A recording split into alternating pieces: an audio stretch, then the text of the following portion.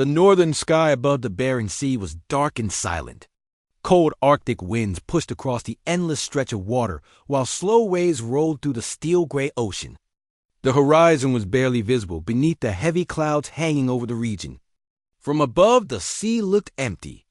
But far beneath that quiet surface, one of the most powerful naval forces ever assembled in the Arctic was moving into position. For the past several days, NATO surveillance systems have been tracking unusual movements from Russian naval bases across the northern coast. Submarines had left port. Surface warships were deploying. Strategic aircraft were conducting long-range patrols across the Arctic corridor.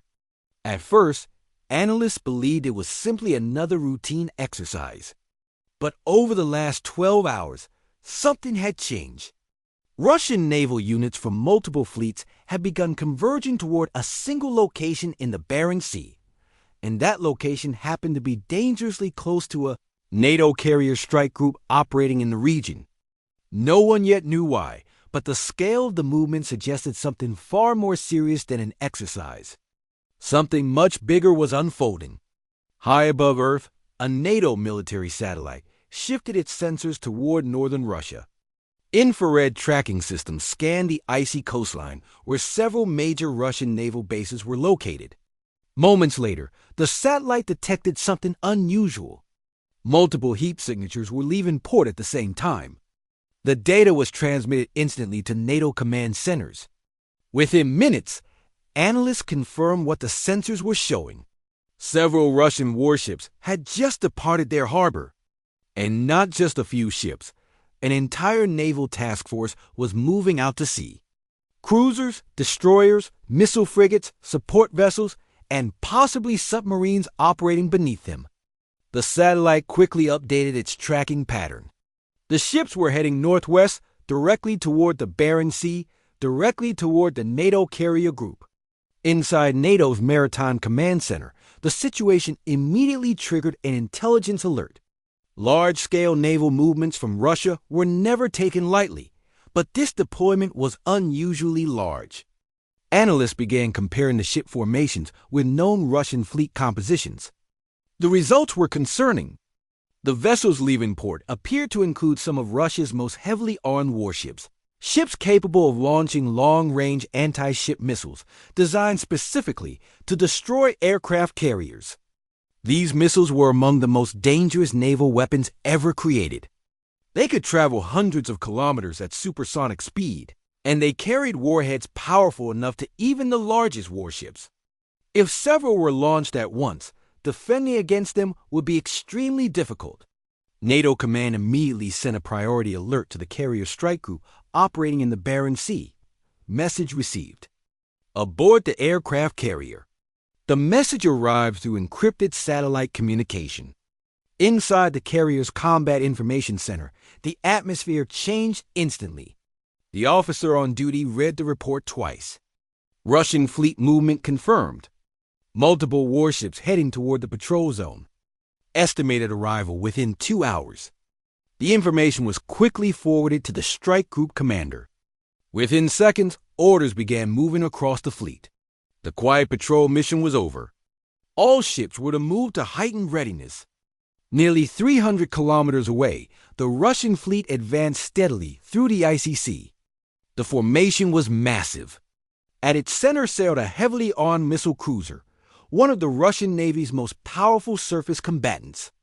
Its deck carried dozens of vertical launch systems capable of firing long-range anti-ship missiles.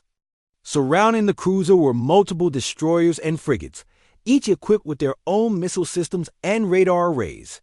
Farther behind them moved logistical support ships, providing fuel and supplies. But the most dangerous units were hidden beneath the water. Russian attack submarines were likely operating silently below the fleet, using the surface ships as cover while they positioned themselves closer to the NATO carrier. The fleet maintained strict radio silence.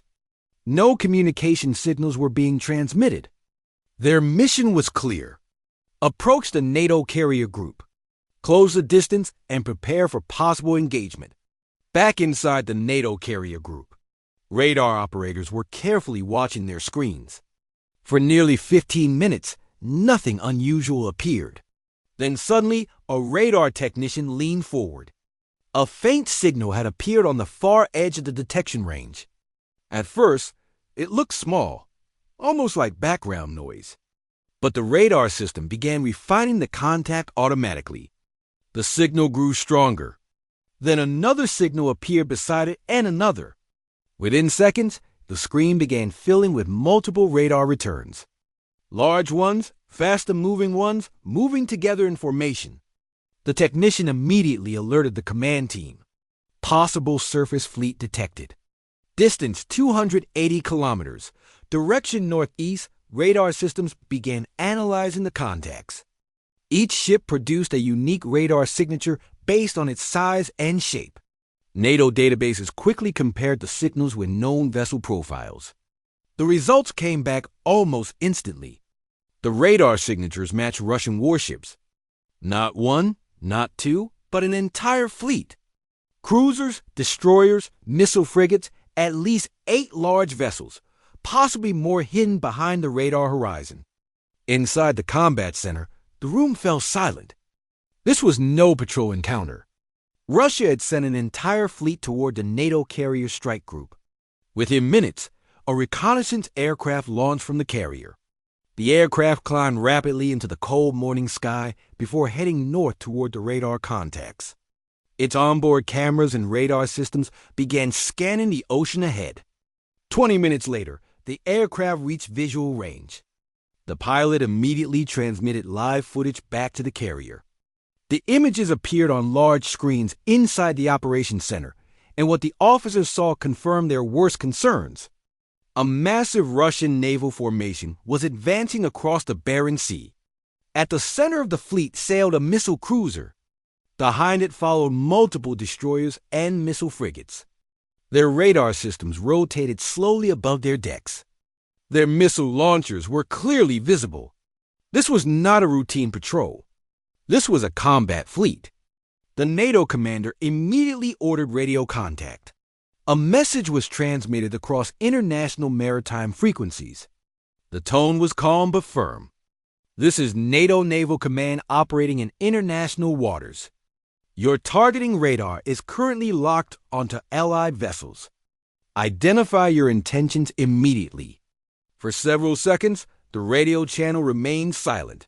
Then a voice responded. The signal came from the Russian fleet. The Russian captain spoke calmly. His message was short.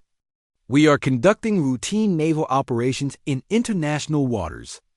No explanation followed, and the targeting radar remained active. Engines roared to life. The freezing wind across the flight deck of the NATO aircraft carrier suddenly grew louder. One by one, the engines of the carrier's fighter jets roared to life. Rows of F/A-18 Super Hornet aircraft sat armed and ready, their wings loaded with advanced long-range anti-ship missiles. Ground crews moved quickly between the jets, performing final checks while pilots climbed into their cockpits.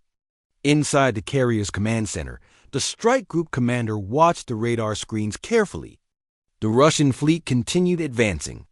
Distance 185 kilometers. Their targeting radar was still active, and electronic sensors now showed something even more alarming. Several Russian warships had opened their missile launch cell covers. The ships were preparing to fire. The commander didn't hesitate. Launched the fighters. Sky steam catapults thundered across the flight deck. The first Super Hornet shot forward and launched into the gray Arctic sky. Seconds later, another fighter followed. Then another. Within 2 minutes, 8 American strike fighters were racing north across the Barents Sea, flying low over the ocean surface. Their radar systems remained mostly silent. Data from NATO surveillance aircraft guided them toward the Russian fleet without revealing their position. Behind them, more aircraft prepared for launch. Electronic warfare jets, airborne radar aircraft. The carrier strike group was transitioning from defense to combat operations. But before the American fighters could reach their target, something happened on the radar screens. Inside the Combat Information Center of the forward American destroyer, alarms suddenly erupted. Radar operators watched as multiple heat signatures burst from the Russian fleet. Bright flames shot into the sky above several warships. Within seconds, the radar system confirmed the worst possible scenario. Missiles, multiple, long-range anti-ship missiles, had just been launched. Their engines ignited as they accelerated across the sky, climbing briefly before beginning their descent toward the NATO fleet. The attack had begun. Aegis defense system activated. The two American destroyers guarding the outer defensive line moved into full combat mode. Their powerful Aegis combat systems began tracking every incoming missile simultaneously. Massive radar arrays rotated rapidly, sending thousands of electronic pulses across the sky. The missiles were moving extremely fast, nearly Mach 3. If even one of them reached the aircraft carrier, the explosion could cause catastrophic damage. The fleet could not allow that to happen. At the same time, another invisible battle was taking place.